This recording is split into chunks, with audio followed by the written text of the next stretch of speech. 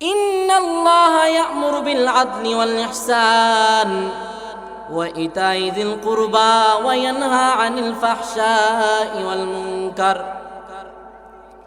আল্লাহ তাআলা জানায় দেন, ও হাবিব আমার, আপনি সমাজের মধ্যে ন্যায় বিচার করবেন, ন্যায় বিচার করবেন, সমাজের মধ্যে ন্যায় বিচার করবেন এবং আত্মীয়তার সামনে আপনি সদ্য ব্যবহার করবেন, আত্মীয়তার সঙ্গে আপনি ভালো ব্যবহার দেখাবেন, আত্মীয়তার সঙ্গে আপনি ভালোভাবে চলাফেরা করবেন এবং আত্মীয়তার সঙ্গে আপনি সহযোগিতার হাত বাড়িয়ে দেবেন। আত্মীয় স্বজনরা যেন আপনার দ্বারাই কখনো কষ্ট না পায়, আত্মীয় স্বজনদেরকে আপনি গরিব দুঃখীদেরকে দান করবেন। এই আয়াতের দ্বারা তাফসিরের মধ্যে লেখেন, এই আয়াতের মধ্যে দুইটা কথা বলেছেন। এক নাম্বার হলো সততা, দুই নাম্বার হলো ন্যায় বিচার। সততা হলো এরকম ভাবে নিজের জীবনটাকে গড়াইতে হবে যেন আপনাকে মানুষ দেখে বলতে পারে ওই মানুষটার মধ্যে মানুষত্বতা আছে, ওই মানুষের মধ্যে জ্ঞান আছে, আকল আছে, বিবেক আছে, ওই মানুষটা কখনো মানুষকে কষ্ট দেয় না। এরকম ভাবে যেন আপনাকে মানুষ দেখলে এরকম কথা বলে। দুই নাম্বার হলো ন্যায় বিচার করতে হবে সমাজের মধ্যে। আপনি বর্তমান যদি কোনো একটা শাসক বানান, তাহলে চিন্তা করে দেখবেন আপনাকে একটা শাসক বানাতে হলে আপনার আকলটাকে প্রথমে প্রশ্ন করতে হবে। আপনি শাসকটাকে ভোট দেবেন, বুঝে শুনে শাসকটাকে ভোট দেবেন। সামান্য একটা উদাহরণ দিয়ে জানায় দেন, একটা ইমামকে আপনি যখন 200-300 মুসল্লির ইমাম এবং খতিব হিসাবে নেবেন, আপনি ইমামটাকে প্রথমে দেখেন আপনার ইমামের চেহারা সুরত কিরকম এবং ইমামের শরীরের পোশাকটা কিরকম, তার হাত পা কিরকম, তার চেহারা কিরকম। এরকম করে মুসল্লিরা দেখে না দেখে বলেন? কথা বলেন না কেন? দেখে না দেখে? মাত্র 200-300 মুসল্লির ইমাম বানাবেন, ওই 200-300 মুসল্লির ইমামকে আপনি চারিদিকে দেখাশোনা করেন। অতএব আপনি এমন একটা শাসক বানাবেন যেই শাসক হাজার হাজার লক্ষ লক্ষ মানুষের দেখাশোনা করবে। অতএব এরকম একটা শাসককে বানাতে হবে দেখে শুনে। কথা বলেন ঠিক কিনা?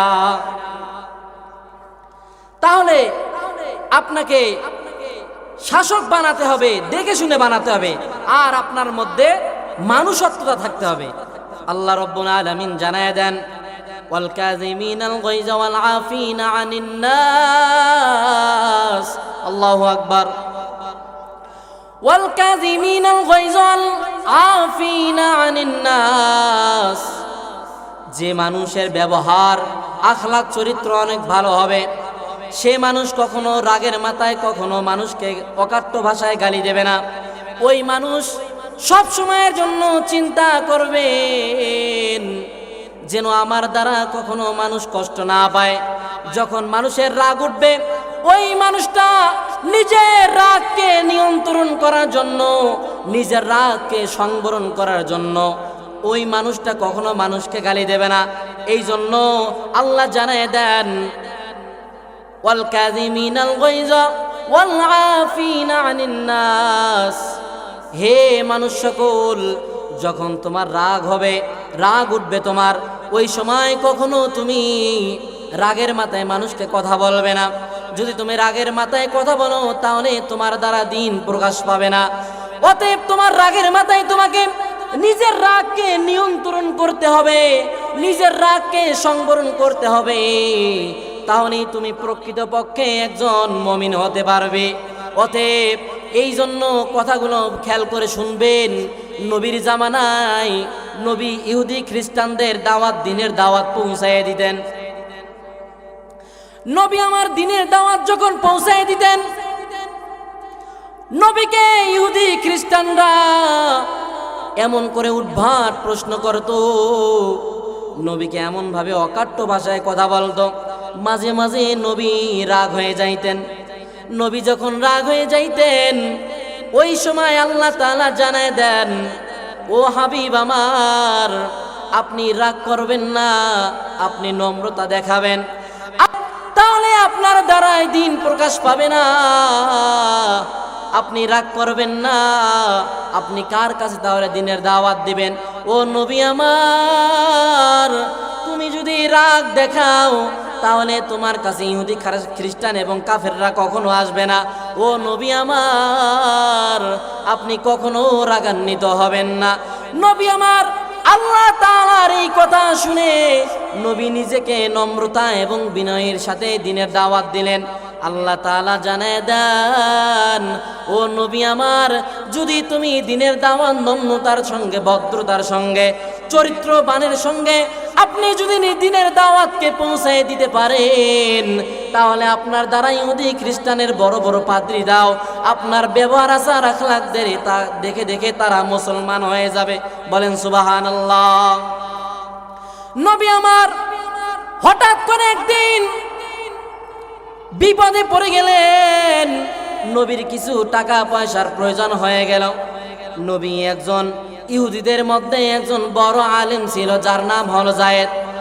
নবী আমার ইহুদিদের বড় একজন খ্রিস্টান ছিল, বড় একজন আলেম ছিল, যার নাম হলো যায়েদ। এই যায়েদের কাছে আল্লাহর নবী একদিন বললেন, ও ইহুদি, আমার কিছু টাকা পয়সার প্রয়োজন, আপনি আমাকে কিছু টাকা দেবেন। এই ঘটনার দ্বারা আপনাদেরকে জানাই দিব নবীর আখলাক দ্বারা কিরকম করে মানুষের হেদায়েত আসে। আমি এই বিষয়ের উপরে আজকে কথা বলবো। কোরআন দ্বারা মানুষের হেদায়েত আসে, কোরআন শিক্ষা দিলে মানুষের হেদায়েত আসবে। আপনি যদি আপনার সন্তানকে কোরআন তেলাওয়াত শিখান, আপনি যদি আপনার সন্তানকে আলেম বানান, তাহলে আপনার সন্তানের দ্বারা এলাকার মানুষদের উপকার হবে। আপনি বাবা যদি দুনিয়ার থেকে চলে যান, আপনার জানাজাটাও আপনার সন্তান পড়াবে। কথা বলেন ঠিক কিনা? অতএব যদি সমাজ গড়তে হয়, তাহলে সর্বপ্রথম আপনার আখলাক চরিত্র ঠিক করতে হবে। অতএব আল্লাহর নবী যখন দিনের দাওয়াত পৌঁছায় দিতেন, হঠাৎ করে নবীর কিছু টাকা পয়সার প্রয়োজন হয়ে গেল। নবী আমার বললেন, ও ইহুদি, আমার কিছু টাকা প্রশ্ন উঠে গেল, আমার কিছু টাকা পয়সার প্রয়োজন, আপনি আমাকে কিছু টাকা কর্জে হাসানা দেন। এবার যায়েদ সাথে সাথে নবী আমার যখন এই কথা বলছেন, যায়েদ সাথে সাথে নবীকে কিছু টাকা দিয়ে দিলেন। এবার নবী আমার 2 দিন যায়, মাত্র কর্জে হাসানা নেওয়ার 2 দিন হয়ে গেল। ওই ইহুদিদের মধ্যে বড় আলেম ছিল যায়েদ। যায়েদ যেখানেই দেখা পাইতো নবীকে সেখানেই অকাট্য ভাষায় গালিগালাজ করত, অপমান করত সবার সামনে। এবার নবী আমার বললেন, এ ইহুদি, কেবল মাত্র 2 দিন হলো তোমার কাছে আমি টাকা নিয়েছি, কেন তুমি আমাকে যেখানে দেখা পাও সেখানেই কেন তুমি আমাকে অপমান করো? কারণ যখন তোমার কাছে টাকা নিয়েছিলাম, ওই সময় তোমার কাছে আমি আল্লাহর নবী হিসাবে তোমার কাছে সময় নিয়েছিলাম, 1 মাস সময় নিয়েছিলাম। এ ইহুদি, যেখানে দেখা পাও সেখানে কেন তুমি আমাকে অপমান অপদস্থ করো? এই কথা যখন বলল, ইহুদি খ্রিস্টান বলল, ইহুদির মধ্যে যে বড় আলেম ছিল, এবার যায়েদ বলল, শুনো, তুমি তো হলা দেনাদার, আমি হলাম পাওনাদার, তুমি হলা ঋণী, তোমাকে আমি যা মন চাই তাই বলবো। এবার আল্লাহর নবী যখন বললেন, না না না, তুমি আমাকে যেখানে দেখবে সেখানে গালিগুলো অপমান করতে পারবে না, তোমার কাছে তো আমি অনুমতি নিয়েছিলাম। যখন আল্লাহর নবী এই কথা বললেন, আল্লাহর নবী যখন এই কথা বলেছিলেন, ইহুদি পাদ্রী সাথে সাথে আল্লাহর নবীর জামার কলার ধরে ছিটকায় মেরে জমিনের মধ্যে ফালাই দিলেন। পাশে ছিলেন খাত্তাবের ছেলে হযরত উমর। হযরত উমর সেখানে উপস্থিত ছিলেন। এবার হযরত উমর এই দেখে আর সহ্য করতে পারলেন না। হযরত উমর আল্লাহর নবীর এই কষ্ট দেখে সহ্য করতে পারলেন না। আল্লাহর নবী বললেন, এ ইহুদি, যদি তুমি আল্লাহর নবীর কাছে এখনই মাপ না চাও, তাহলে কিন্তু আমি তরবারি বের করে ফেললাম। দেখো, তোমাকে এখনই আর জীবিত রাখবো না, তোমাকে আমি মেরেই ফেলবো, আর জীবিত রাখবো না। এই কথা যখন বলল, খলিফাতুল মুসলিমিন হযরত উমর, ওই যে হযরত উমর, তিনি বললেন, এ ইহুদি, তুমি নবীর কাছে এখনই মাপ চাও, নতুবা তোমাকে এখনই আমি মেরেই ফেলবো, আর জীবিত রাখবো না। হযরত উমর মায়ের নবীকে যখন হাত ধরে উঠাইলেন, দেখতেছেন নবীর গলার মধ্যে জামার কলার দ্বারা দাগ পড়ে গেছে, ব্যথার কারণে, টানা হিসড়ার কারণে। নবীর এই অবস্থা দেখে হযরত উমর সহ্য করতে পারলেন না। এই কথা যখনই বললেন, আল্লাহর নবী বলল, এ উমর শুনো, তুমি আমার মেহমানকে কখনো গালি দিতে পারবে না, কারণ তিনি হলেন মেহমান, তিনি আমার মেহমান, সে পাওনাদার, আমি হলাম দেনাদার। এ উমর তুমি এখন এই ইহুদির কাছে মাপ চাও। যখন এই কথা আল্লাহর নবী বললেন, এবার খাত্তাবের ছেলে উমর মনে মনে ভাবতে লাগলো, আহারে, আমি আল্লাহর নবীর জন্যই আমি এই ইহুদির বিরুদ্ধে কথা বললাম, তাহলে আল্লাহর নবী কেন আমাকে ধমক দিয়ে কথা বলল? এই কথা বলার পর হযরত উমর মাসুম বাচ্চার মতো আল্লাহর নবীর দিকে তাকায় চোখের পানি ছেড়ে কাঁদতেছেন। এবার আল্লাহর নবী ডাক দিয়ে বলেন, এ উমর, যদি তুমি আমাকে সত্যিই ভালোবাসো উমর, তাহলে তুমি আমার ঋণ পরিশোধ করে দেয়া দাও। এবার উমর বললেন, ইয়া রাসূলুল্লাহ, আপনি নির্দেশ দিলেই আমি কর্জে হাসানা পরিশোধ করে দেয়া দেব। এবার যখন আল্লাহর নবী বললেন, এ উমর, যাও আমার ঋণ পরিশোধ করে দেয়া দাও। খলিফাতুল মুসলিমিন হযরত উমর তিনি বললেন, এ ইহুদি, চলো আমার সঙ্গে, তুমি আমার মালামাল ঘরের মধ্যে চলো। ইহুদিকে লইয়া হযরত উমর তার ঘরের মধ্যে চলে গেলেন, মালামাল ঘরের মধ্যে গেলেন। এবার ইহুদিকে ডাক দিয়ে বলেন, ও ইহুদি, বলো দেখি তুমি আল্লাহর নবীর কাছে কত টাকা পাও? এই কথাও জিজ্ঞাসা করে নাই। আল্লাহর নবীর যত টাকা পাও এই কথা বলে নাই। এবার হযরত উমর বলল, আল্লাহর নবীর কাছে তুমি যত টাকা পাও ওই অনুযায়ী বলো দেখি তুমি কতগুলা মাল পাবা। এই কথা যখন বলল, এবার ইহুদি বলল, আল্লাহর নবীর ঋণী অনুযায়ী আমি 15 মণ খেজুর পাবো। এবার এই কথা বললেন। এবার খলিফাতুল মুসলিমিন তিনি বললেন, এ ইহুদি, শুনো, তোমাকে বললাম তুমি 15 মাল তুমি এখানে সুন্দর করে বেছে বেছে খেজুর মেপে নাও। এই কথা বলার পর খলিফাতুল মুসলিমিন তিনি চলে গেলেন, তেনার পাশের ঘরের মধ্যে গেলেন। এবার খলিফাতুল মুসলিমিন সেজদায় পড়ে গেলেন। সেজদায় পড়ে কাঁদতেছেন আর আল্লাহর কাছে বলতেছেন, ওগো মালিক,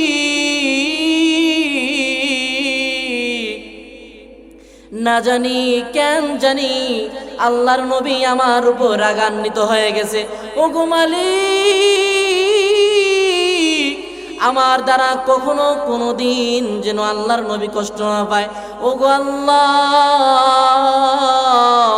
আমি যতদিন উমর দুনিয়াতে বেঁচে থাকবো আল্লাহর নবী আমার জিহ্বা দ্বারা যেন কখনো কষ্ট না পায়। আল্লাহ গো, সর্বপ্রথম আপনার কাছে আমি মাপ চাইতেছি। ওই দিকে ইহুদি খ্রিস্টান পাদ্রী যখন 15 মণ মাল তার নেওয়া হয়ে গেল, এবার ইহুদি ঘরের মধ্যে এসে নক করে। এবার বলে, উমর, আসো, আমার তো 15 মণ মাল নেওয়া হয়ে গেছে। এবার উমর বলল, এ ইহুদি, তোমার 15 মণ মাল নেওয়া হয়ে গেছে, তার সাথে তুমি আরো 1 মণ মাল তুমি মেপে নিয়ে নাও। এবার জায়েদ বলল, ইহুদি বলল, এ উমর, বলো তুমি কেন আমি আরো 1 মণ বেশি করে নেব? এই কথা যখন বলল, এবার খলিফাতুল মুসলিমিন উমর বলল, এ ইহুদি, যখন তুমি আল্লাহর নবীর জামার কলার ধরে জমিনের মধ্যে ফালাইয়া দিয়েছিলা, ওই সময় তো আমি তোমাকে ভয় দেখাইছিলাম, যার কারণে রাগ দেখাইছিলাম, যার কারণে আল্লাহর নবী আমাকে বলেছেন, এ উমর, তোমার রাগ দেখার কারণে, আমার মেহমানকে রাগ দেখার কারণে তোমার জরিমানা হিসাবে তোমরা। এই কথা যখনই বললাম, এবার ইহুদি বললেন, এ উমর শুনো শুনো, আমি তোমার কথা অনুযায়ী 15 মণ মালও আর নেব না, আর 1 মণ জরিমানার কথা বলেছো তাও নেব না, একটা দানা পরিমাণও আমি জায়েদ নেব না। এবার খলিফাতুল মুসলিমিন হযরত ওমর ডেকে বললেন, এ ইহুদি বলো তুমি কেন তুমি 1 মণ খেজুরও নেবা না, কেন তুমি 15 মণ খেজুর নেবা না? কারণ তুমি তো পাওনাদার, তুমি তো দেনাদার, তুমি পাইবা, নাও নাও, তোমার তো কোনো বাধা নাই। হযরত উমর বারবার এই কথা বললেন। এবার ইহুদি খ্রিস্টান পাদ্রী বলল, এ উমর আসো দেখি তোমাকে একটা কথা জিজ্ঞাসা করি। এ উমর তুমি তো কখনো জিজ্ঞাসা করলা না আল্লাহর নবীর কাছে আমি কত টাকা পাবো আর কত টাকা অনুযায়ী মাল নেব, তুমি তো আমাকে জিজ্ঞাসা করলা না। এবার ওমর বলল, এ ইহুদি না না না, তোমাকে আমি জিজ্ঞাসা করব না, তুমি কত টাকা পাও তাও তোমাকে জিজ্ঞাসা করব না। আমি আল্লাহর নবীর উপরে বিশ্বাস এবং আল্লাহর নবীর উপরে আমার জান সপর্দ করে দেওয়া হয়েছে। এ ইহুদি তোমাকে আমি কখনো জিজ্ঞাসা করব না। এবার ইহুদি ডেকে বলে, এ উমর তুমি তো আমাকে একবারও জিজ্ঞাসা করলা না আমার নাম কি, আমি কোথা থেকে এসেছি আমাকে জিজ্ঞাসা করলা না। এবার উমর বলে, না না না, আমি তাও তোমাকে জিজ্ঞাসা করব না। এই কথা যখন বললেন, এবার ইহুদি নিজেকে নত করে বললেন, এ উমর একটা বার হলেও তুমি আমাকে জিজ্ঞাসা করো না একটু আমার নাম কি। এবার খলিফাতুল মুসলিমিন তিনি বললেন, আচ্ছা বলো দেখি তোমার নামটা কি। এবার জায়েদ বললেন, আমার নাম হলো জায়েদ। এ উমর তুমি কি কখনো শুনেছো তাওরাতের কিতাব নাম শুনেছো তুমি? এবার হযরতে উমর বলল, হ্যাঁ তাওরাত কিতাবের নাম শুনেছি। আচ্ছা শুনে নাও, তাওরাত কিতাবের মধ্যে আমি তাওরাতের হাফেজ হয়েছি। এবার হযরতে উমর বলল, এ ইহুদি আমি শুনেছিলাম তাওরাতের মধ্যে সব থেকে ছোট্ট সূরা যেটা, সেই সূরার মধ্যে আয়াতের সংখ্যা আছে 1000 আয়াতের সংখ্যা। আমি শুনেছিলাম জায়েদ নামে একজন ব্যক্তি আছে, সে এই তাওরাত কিতাবকে পুরোটাই মুখস্থ করেছে, হেফজ করেছে, আর তাওরাতের মধ্যে সব থেকে ছোট সূরার আয়াতের সংখ্যা হলো 1000। তাহলে তাওরাত কিতাব তো অনেক বড়। এবার এই কথা যখন বলল, এবার ইহুদি ডেকে বলল, এ উমর আমি পুরা কিতাবের হাফেজ হয়েছি। এবার খলিফাতুল মুসলিমিন তিনি বললেন, এ জায়েদ শুনে নাও, তুমি যদি এত বড় আলেম হয়ে থাকো, তুমি এত বড় একজন জ্ঞানীমান ব্যক্তি হয়ে থাকো, তাহলে কেন তুমি সেদিন নবীর জামার কলার ধরে জমিনের মধ্যে ফালায় দিয়েছিলা? এবার ইহুদি ডেকে বলেন, ও ইহুদি, এবার ইহুদি ডেকে বলেন, খলিফাতুল মুসলিমিন উমর আমি জানতাম সেদিন আমাকে মেরে ফেলার জন্য 10 জন লোকের প্রয়োজন হইতো না। জমিনের মধ্যে যখন নবীর জামার করে ফালাই দিয়েছিলাম, জামার কলার ধরে ফালাই দিয়েছিলাম, 10 জন লোকের প্রয়োজন নাই। আমি জানি দুনিয়ার মধ্যে অর্ধজাহানের বাদশাহ হযরতে ওমর হলেন তুমি, অর্থাৎ তুমি যদি আমাকে মেরে ফেলতে চাও 10 জন 20 জন সাহাবীরও প্রয়োজন নাই, 100 জনেরও প্রয়োজন নাই। আমি জানতাম আমাকে মেরে ফেলার জন্য একা ওমর তুমি যথেষ্ট ছিলা, কিন্তু আমার একটা নিয়ত ছিল, আমি কিছু টাকা কর্জে হাসানা দিয়ে তোমার নবীকে কি করব, পরীক্ষা করব নবীর আখলাক কিরকম। আর তাওরাতের মধ্যে আমি নিজে জায়েদ পড়েছিলাম যে তাওরাতের মধ্যে শেষ জামানায় একজন নবী আসবে যার নাম হবে মুহাম্মদ, এবং যার বাবার নাম হবে আব্দুল্লাহ, এবং যার মায়ের নাম হবে আমিনা।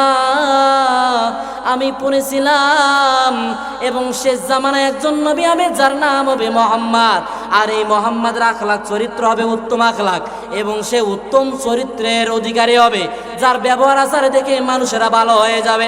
এবার ইহুদি ডেকে বলেন, খলিফাতুল মুসলিমিন হযরত ওমর, তুমি আমাকে আর দেরি না করে এখনই আল্লাহর নবীর কাছে নিয়ে যাও। আল্লাহর নবীর কাছে এবার হযরত ওমর হাত ধরে ধরে নিয়ে যাইতেছেন আল্লাহর নবীর ধরে হুজরাখানার দিকে যখন নিয়ে যাইতেছেন, আল্লাহর নবী দূর থেকে দেখা পাইতেছেন ইহুদি খ্রিস্টান পাদ্রী আমার কাছে চলে আসতেছেন। আল্লাহর নবী হাত ধরে ধরে আল্লাহর নবীর কাছে হাত ধরে ধরে উমর নিয়ে আসতেছে, না জানি হয়তো কোনো সুখবর নিয়ে আসতে পারে। এবার হযরতে উমর হাত ধরে ধরে নিয়ে যখন চলে আসলেন না আল্লাহর নবীর দরবারে, এবার আল্লাহর নবীর কাছে আসলেন। আল্লাহর নবীর কাছে যায়েদ বলতেছেন, ইয়া রাসূলুল্লাহ, ইয়া হাবিবাল্লাহ, আপনাকে আমি সেদিন টাকা দিয়েছিলাম একটাই কারণ, একটাই উদ্দেশ্য। আমি জানতাম আপনি শেষ নবী এবং আপনি ধৈর্যশীলের অন্তর্ভুক্ত হবেন। আপনাকে আমি পরীক্ষা করার জন্য কিছু টাকা দিয়েছিলাম, কিন্তু আপনি পরীক্ষার মধ্যে পাশ হয়েছেন। আমি ইহুদিদের মধ্যে বড় একজন পাদ্রী, আমি ইহুদিদের মধ্যে বড় একজন আলেম, কিন্তু আপনি পরীক্ষার মধ্যে উত্তীর্ণ হয়ে গেছেন। ইয়া রাসূলুল্লাহ, ইয়া হাবিবাল্লাহ, আপনি আর দেরি না করে আপনি আমাকে এখনই কালিমা পড়ে মুসলমান বানায় দেন। বলেন সুবহানাল্লাহ। চিন্তা করে দেখেন আল্লাহর নবীর ব্যবহারে, হযরতে উমরের ব্যবহারে, তাহলে চিন্তা করে দেখেন ইহুদিদের বড় বড় খ্রিস্টান পাদ্রী যারা, তারাও আল্লাহর নবীর ব্যবহার দেখে ভালো হয়ে গেছে। আহা, তাহলে আপনি চিন্তা করে দেখেন আপনার আমার ব্যবহার কিরকম। আপনি আমি এমন মুসলমান, আপনার দ্বারা সবসময় শুধু মানুষ কষ্ট পায়। একটা মানুষকে এই লিসান, এই জিহ্বা মানুষকে জান্নাতে নিয়ে যাবে, এই জিহ্বাটাই আবার মানুষকে জাহান্নামে নিয়ে যাবে। কথা বলেন ঠিক কিনা? আল্লাহ রাব্বুল আলামিন জানায় দেন, নিশ্চয় তুমি যাকে ভালোবাসো সে কখনো হেদায়েত পাবে না, আর আমি আল্লাহ যারে ভালোবাসবো সে হেদায়েত পাবে। বলেন সুবহানাল্লাহ।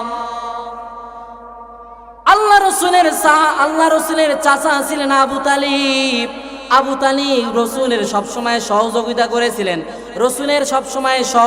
করেছিলেন, সহায়ক অবস্থা ছিলেন, কিন্তু সবসময় দেখাশোনা করতেন। কিন্তু আবু তালিবের কপালের মধ্যে ইসলাম গ্রহণ হয় নাই।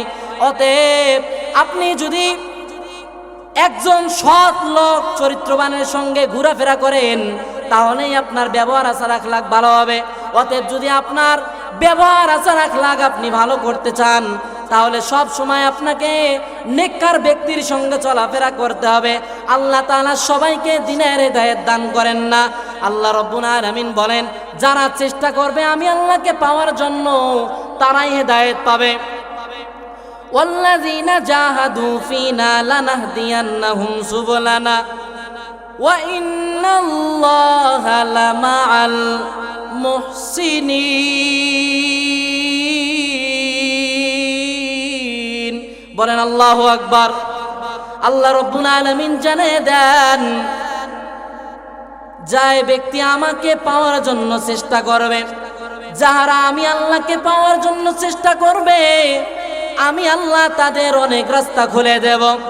ওয়া ইন্নাল্লাহা লামাআল মুহসিনিন, যারা আমি আল্লাহকে পাওয়ার জন্য চেষ্টা করবে, আমি আল্লাহ তাদের অনেক রাস্তা খুলে দেব। যারা আমাকে পাওয়ার জন্য সব সময় এগিয়ে আসবে, সফলতা অর্জন করার জন্য আমার দিকে ইহসান করবে, আমি আল্লাহ তার জন্য মুহসিন হয়ে যাব। অতএব যদি সফলতা অর্জন করতে চাও, তাহলে সর্বপ্রথম আপনাকে আল্লাহর হেদায়েত পাওয়ার জন্য চেষ্টা করতে হবে। ওয়া মান ইয়াহদিল্লাহি ফাহুয়াল মুহতাদ।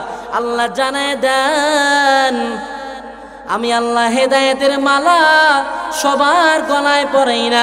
আমি আল্লাহ যাকে হেদায়েতের মালা পরার জন্য সে দিয়া দেই, সেই হেদায়েতের মালা গলায় পরতে পারবে। আর আমি আল্লাহ যারে হেদায়েতের মালা গলায় পরাবো না, সে কখনো হেদায়েতের মালা সারাদিন চেষ্টা করলেও পড়তে পারবে না। অতএব চিন্তা করে দেখে নেন, হেদায়েতের মালা পরা অনেক সহজ। যদি আপনি চিন্তা করেন আপনি সুন্নাহ দ্বারা চলাফেরা করবেন, আপনার আখলাক চরিত্র আপনি ভালো করবেন, তাহলেই আপনার দ্বারা সম্ভব। আপনার যদি এরকম চিন্তা চেতনা অনুভূতি অনুপ্রেরণা অনুশোচনা থাকে তাহলেই আপনি কামিয়াব হতে পারবেন, তাহলেই আপনি হেদায়েত পাবেন। অতএব আল্লাহ রব্বুল আলামিন বলেন আলিফ লাম মিম, পড়েন আল্লাহু আকবার। যালিকাল কিতাব লা রাইবা ফিহি হুদাল লিল মুত্তাকিন। আলিফ লাম মিম এটা হলো হরফে মুকাত্তাত। এরপর আল্লাহ তাআলা বলেন আলিফ লাম মিম যালিকাল কিতাব লা রাইবা ফিহি হুদাল লিল মুত্তাকিন। এটা এমন একটা কিতাব যেই কিতাবের মধ্যে কোনো সন্দেহ নাই।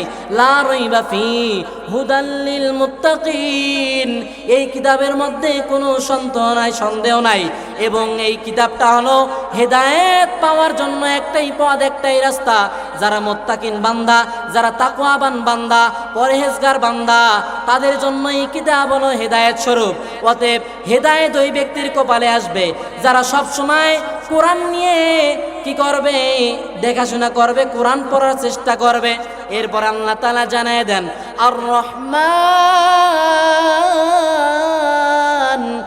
আল্লামাল কুরআন খালাকাল ইনসান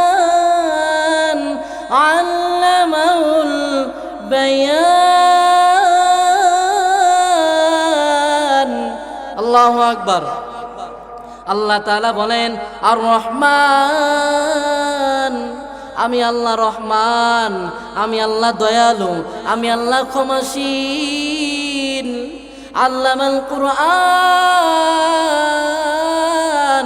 আমি আল্লাহ তাআলা মানুষদেরকে কোরআন দিলাম। কোরআন নিয়ে তারা চলাফেরা করবে, কোরআন নিয়ে সব সময় তারা গবেষণা করবে, কোরআন দ্বারা নিজের জীবনকে পরিচালিত করবে। খলাকাল ইনসান, আর আমি আল্লাহ মানুষদেরকে সৃষ্টি করলাম একটাই কারণ, একটাই উদ্দেশ্য, তারা যেন সব সময় কোরআন গবেষণা করে। আমি আল্লাহ তাআলা মানুষদেরকে সৃষ্টি করলাম। কেন সৃষ্টি করলাম জানো? আফাহাসিবতুম খলাকনাকুম আফাহাসিবতুম আন্নামা খলাকনাকুম আবাসাও ওয়া আন্নাকুম ইলাইনা লা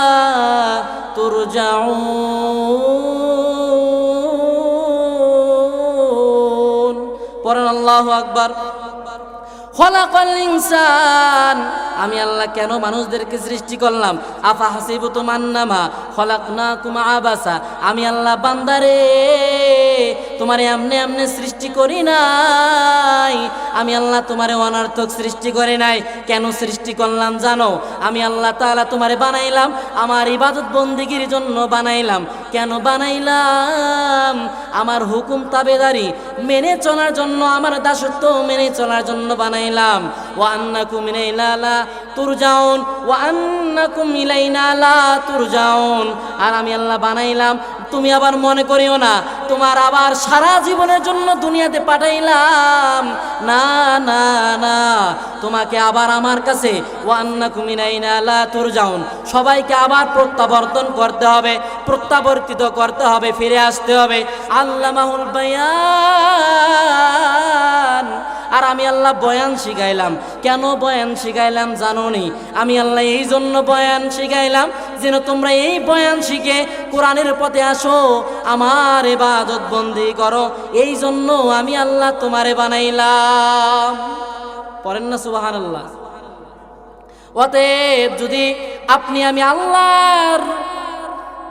আল্লাহওয়ালা বান্দা হতে চাই, আল্লাহ তাআলার কাছে খাস ধনী হতে চাই, তাহলে আপনাকে সর্বপ্রথম আপনার আখলাক চরিত্র ভালো করতে হবে এবং কোরআন দ্বারা আপনার জীবনকে পরিচালিত করতে হবে।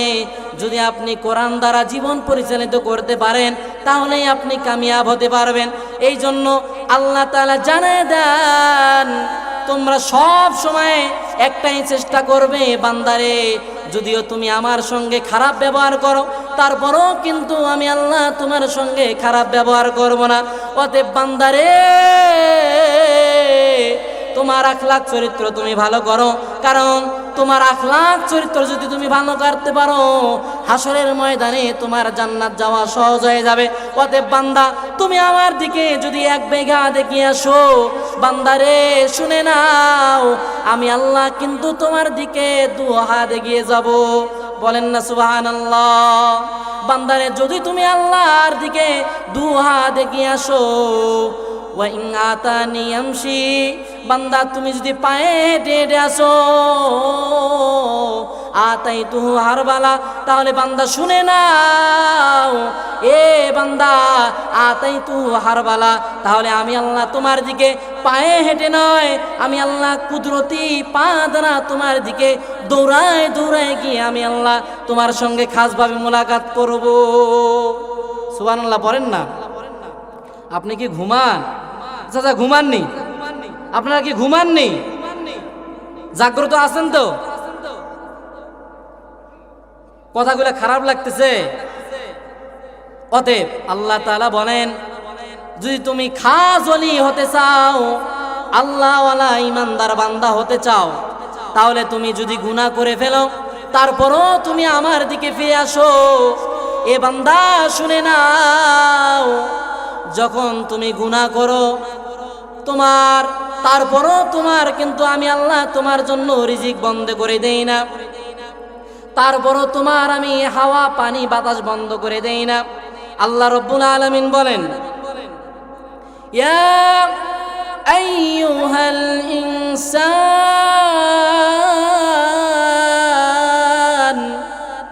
মা গররাকা বিরব্বিকাল কারীম।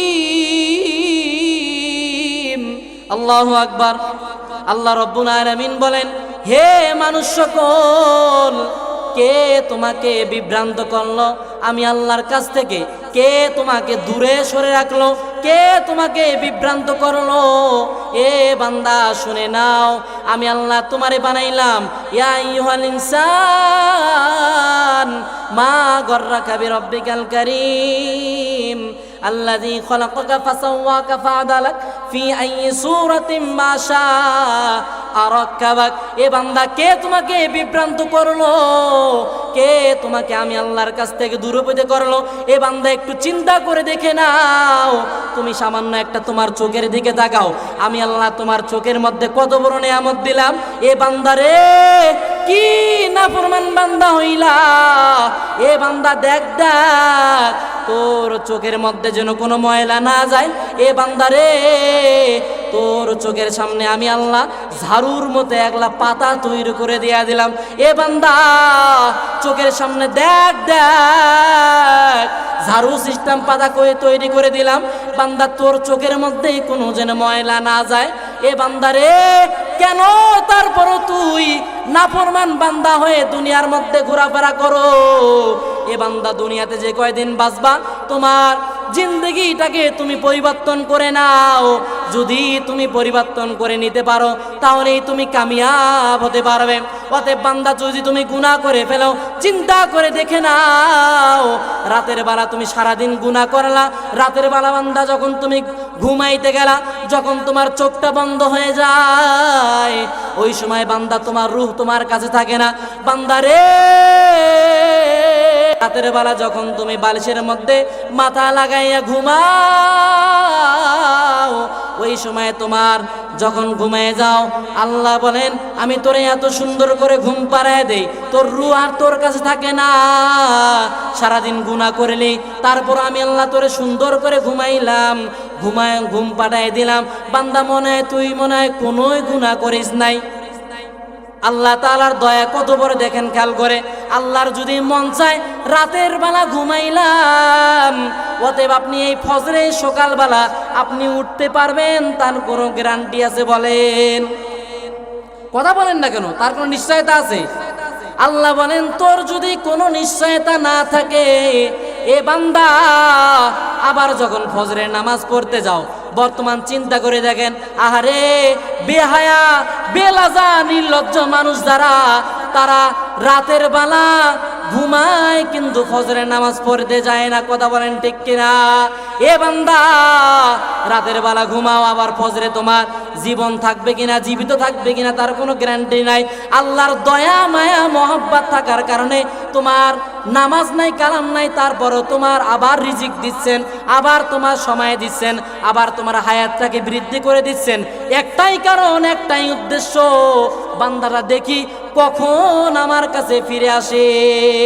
অতএব এমন একটা সময় চলতেছে, আল্লাহ তাআলা বলেন আমি আল্লাহ মানুষদেরকে পরীক্ষা খনন করার জন্য আমি আল্লাহ দুনিয়াতে পাঠাইলাম, আর আমি আল্লাহ পরীক্ষা খননকারীদেরকেই পরীক্ষা করি। বর্তমান মানুষ কেমন বেহায়া দেখেন, সারাদিন নামাজ নাই, কালাম নাই, 70 বছর 60 বছর এবং 80 বছর 90 বছর চলতেছে, তারপরও বান্দার কোনো নামাজ নাই, কালাম নাই। আহারে মানুষ কেমন নির্লজ্জ, বেহায়া, বেলাজা। আপনি চিন্তা করে দেখেন আপনি কিভাবে নামাজ ছাড়া ঘুমাইতেছেন, আপনার সময়টা কিভাবে কাটতেছে। যারা নামাজেও পড়ে তাদেরও সময় যায়, যারা নামাজ পড়ে না তাদেরও সময় যাইতেছে। কথা বলেন ঠিক কিনা? আজান শুনে থাকো যারা বিছানায়, তাদের জন্য কান্দেন নবী মদিনায়। কথা বলেন ঠিক কিনা? আজান শুনে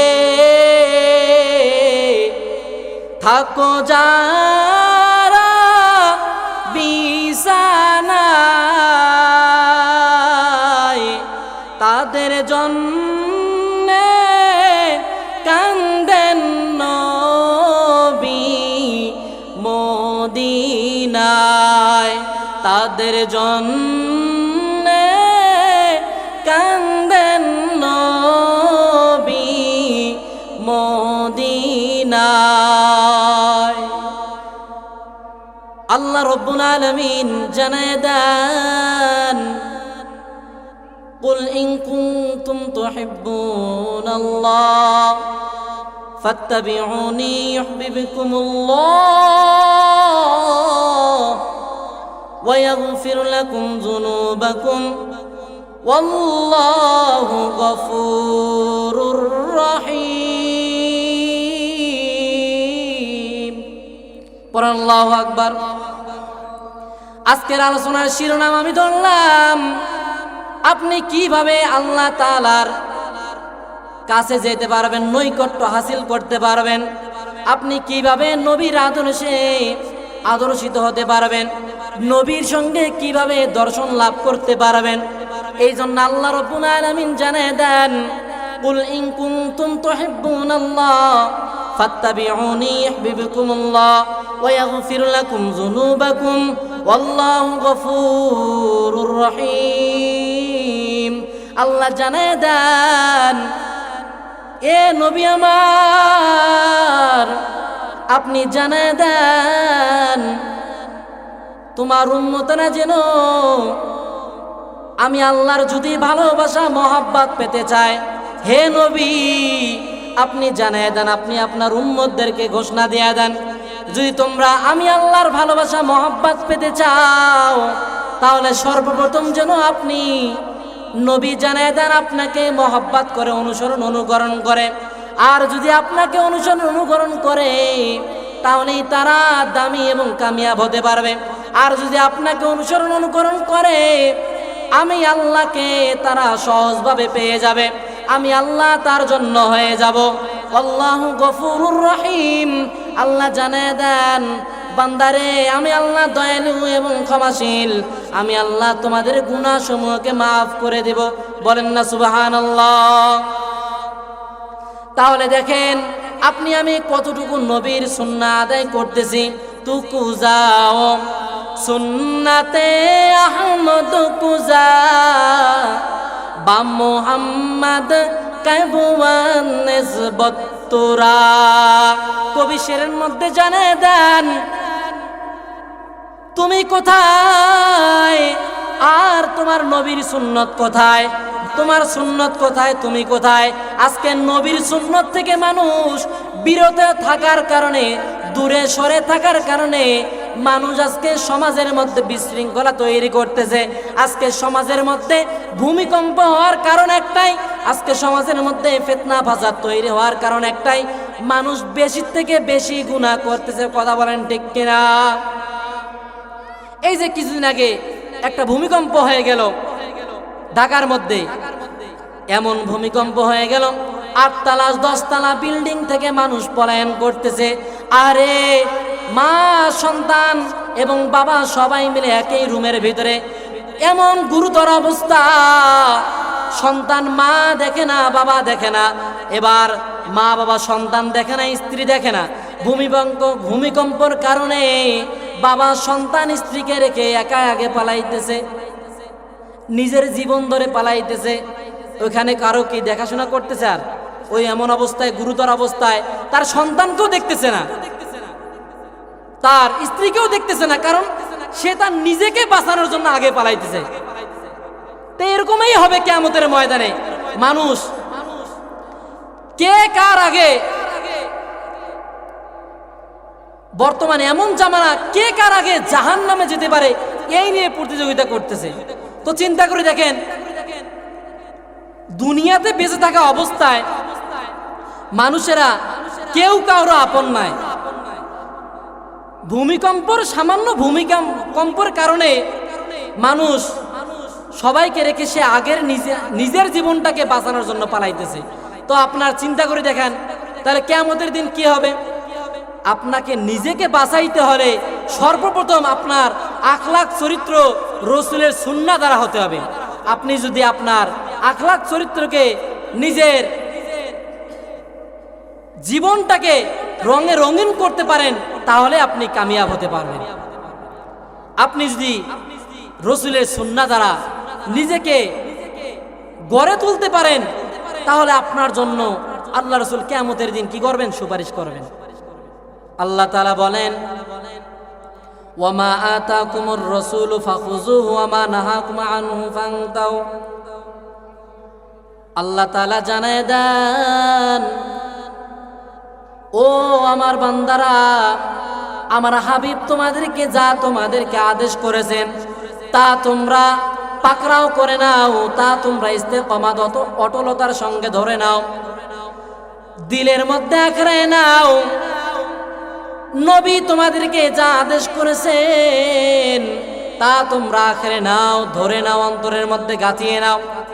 আর যা তোমাদেরকে নিষেধ করেছেন তা থেকে সব সময়ের জন্য দূরে থাকবা। চিন্তা করে দেখেন, মায়ের নবী আমার উম্মতের জন্য কত কষ্ট করেছেন। মায়ের নবী আমার, আল্লাহ তাআলা জানায় দেন, ওয়ামা আরসালনাকা ইল্লা রাহমাতাল লিল আলামিন। পড়েন আল্লাহু আকবার। আল্লাহ রাব্বুল আলামিন বলেন, ও নবী আমার, আমি শেষ নবীর উম্মত হিসাবে তোমাকে পাঠাইলাম।